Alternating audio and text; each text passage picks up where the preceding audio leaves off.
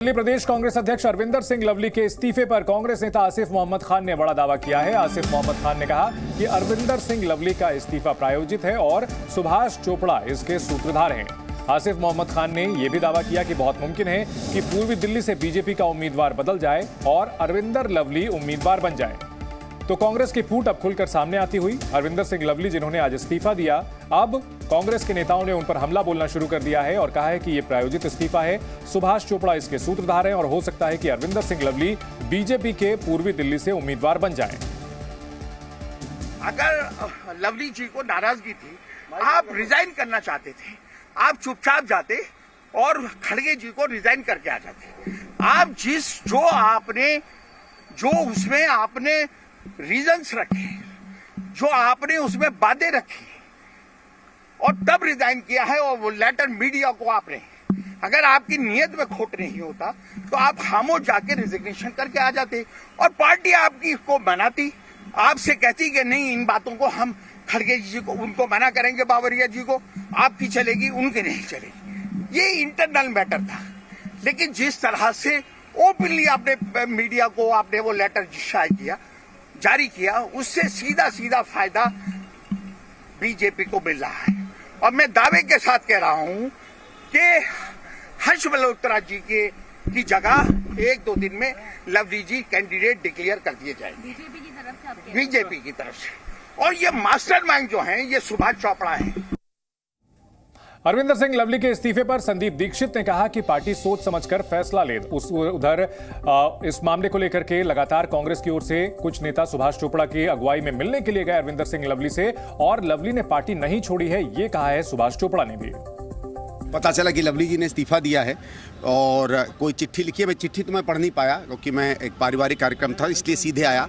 बात हुई है, बहुत स्पष्ट रूप से उनके मन में बहुत पीड़ा है और कुछ चीज़ों को लेकर आंदोलित हैं। उनको लगता है कि पिछले महीने 2 महीने में जिस तरीके से जो बातें, मैंने ठीक से क्योंकि चिट्ठी नहीं पढ़ी पूरे हर पॉइंट पर, तो मैं नहीं कोई प्रतिक्रिया दे पाऊंगा। लेकिन एक व्यक्तिगत पीड़ा है, एक कांग्रेस अध्यक्ष होके और एक कांग्रेस का कार्यकर्ता होके, और मुझे लगता है कि जो बातें उन्होंने कही हैं, उनकी पीड़ा, इस पर गंभीरता से ध्यान जरूर देना पड़ेगा। मैं इतना ही कहूँगा कि उन्होंने अपने पद से इस्तीफा दिया है और उन्होंने बताया कि उन्होंने कुछ रीजंस लिखे हैं, कांग्रेस प्रेसिडेंट को बताया कि क्यों इस्तीफा दिए। तो वो मैंने पढ़ा नहीं अभी चिट्ठी, तो उन्होंने कहा कि मैं वहाँ उस पद से इस्तीफा दिया, पार्टी से इस्तीफा नहीं दिया। वहीं उत्तर पश्चिम दिल्ली सीट पर नाराजगी जाहिर करने वाले पूर्व मंत्री राजकुमार चौहान पहले ही इस्तीफा दे चुके हैं। राजकुमार चौहान ने भी कांग्रेस आलाकमान पर गंभीर आरोप लगाए हैं। में पूर्व मंत्री रहे राजकुमार चौहान इस समय हमारे साथ मौजूद हैं, जो अरविंदर सिंह लवली के घर के बाहर पहुंचे हैं और उनसे मिलने पहुंचे हैं।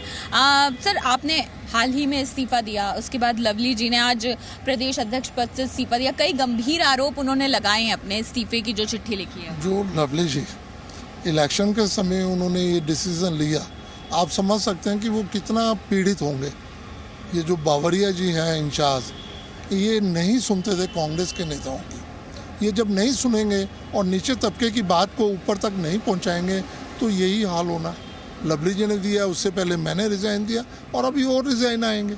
तो ये तो माहौल जो लवली जी के आने के बाद, अध्यक्ष बनने के बाद जो ऊपर उठा था ग्राफ, वो इन्होंने फिर नीचे कर दिया। तो मेरी तो अपील है खड़गे साहब से कि इमीडिएट इस व्यक्ति को हटा देना चाहिए। लवली जी जैसे व्यक्ति को आज रिजाइन करना पड़ा, और वो भी इलेक्शन के माहौल के बीच में, तो इससे ज़्यादा दुर्भाग्य क्या होगा। वहीं इस मामले पर बीजेपी ने कहा कि कांग्रेस की अंतर्कलह खुलकर सामने आ चुकी है। कांग्रेस में जिस प्रकार से एक परिवार सबको चलाना चाहता है और परिवार ही तय करता है, उससे पार्टी के जो जमीनी नेता वो तंग हैं।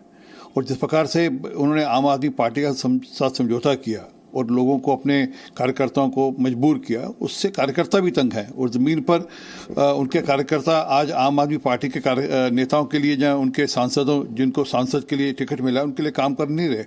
कोई देखता है उनको कि कल तक जिन लोगों को लेकर वह खुद भ्रष्टाचार के आरोप लगाते थे, आज उन्हीं लोगों के साथ समझौता कर चुनाव लड़ें, ये कैसे पॉसिबल है। ये कांग्रेस का आंतरिक विषय है, परंतु एक तरफ आप देख सकते हैं कि प्रधानमंत्री नरेंद्र मोदी जी के नेतृत्व में एक मिशन और विजन वाली पार्टी और अलायंस है, और दूसरी तरफ एक ऐसा अलायंस है और एक ऐसी पार्टी कांग्रेस पार्टी है जिसके भीतर ही डिवीजन है, कंफ्यूजन है, और ये टुकड़े टुकड़े अलायंस है।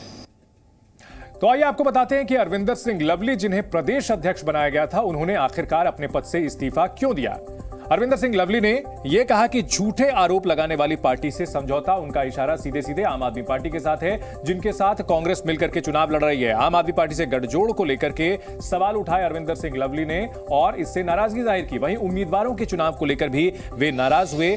बाहरी उम्मीदवार लाने को लेकर के कन्हैया कुमार का नाम भी उसमें लिस्ट में शामिल है, जिसको लेकर के अरविंदर सिंह लवली नाराज हैं। बिना राय मशविरा किए हुए फैसला लिया गया, जिसको लेकर के उन्होंने सवाल खड़े किए हैं। नॉर्थ ईस्ट और उत्तर पश्चिम दिल्ली से जिस तरह से उम्मीदवार उतारा गया, उसको लेकर के अरविंदर सिंह लवली नाराज हैं और आरोप ये लगा रहे हैं कि आला कमान ने कोई मशविरा नहीं किया और गठबंधन ऐसी पार्टी से किया जो कि कांग्रेस को खत्म करके दिल्ली की सत्ता पर काबिज हुई है।